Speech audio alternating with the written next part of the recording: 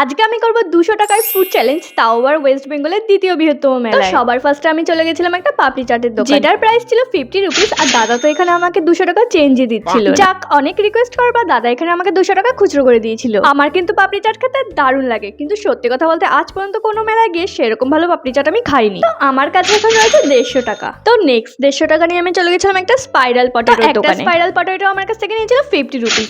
আমার কিন্তু এটা খেতে বেশ ভালো লাগে। তোমাদের কার কার ভালো লাগে কমেন্টে অবশ্যই জানিও। আমার কাছে এখন রয়েছে 100 টাকা। তো চলো দেখা যাক এখন কি খাওয়া যায়। নেক্সট 100 টাকা নিয়ে আমি চলে গেছিলাম একটা আইসক্রিমের স্টলে। এই কুলফিগুলো কিন্তু আমার বেশ ভালো লাগে। তোমরা কারা কারা এই কুলফিগুলো খেয়েছো? আর এই কুলফিটার প্রাইস নিয়েছিল আমার কাছ থেকে 30 টাকা। তো আমার কাছে এখন রয়েছে 70 টাকা। তো নেক্সট আমি 70 টাকা নিয়ে চলে গেছিলাম একটা পিঠে পুলির দোকানে। আমি নিয়েছিলাম একটা ভাপা পিঠে, যেটার প্রাইস আমার কাছ থেকে নিয়েছিল 20 টাকা। আমি কিন্তু এর আগে এই ভাপা পিঠেগুলো ফার্স্ট টাইম মেলাতেই টেস্ট করেছিলাম। তোমরা কারা কারা এই পিঠেগুলো মেলাতে টেস্ট করেছো কমেন্টে অবশ্যই জানিও। আমার তো এই পিঠেগুলো মোটামুটি ভালোই লাগে। 200 টাকার থেকে আমার এখন বেঁচে রয়েছে 50 টাকা। লাস্ট 50 টাকা নিয়ে আমি চলে গেছিলাম একটা পিৎজা বার্গারের স্টলে। আর আমি তো গিয়ে ভাবতেই পারিনি যে 50 টাকায় আমি পিৎজা পেয়ে যাবো। তো লাস্ট 50 টাকা দিয়ে আমি নিয়েছিলাম একটা চিকেন পিৎজা। 200 টাকার ফুড চ্যালেঞ্জ কিন্তু আমার কমপ্লিট। ভিডিওটা ভালো লাগলে একটা লাইক অবশ্যই করে দিও। Love you all, tata.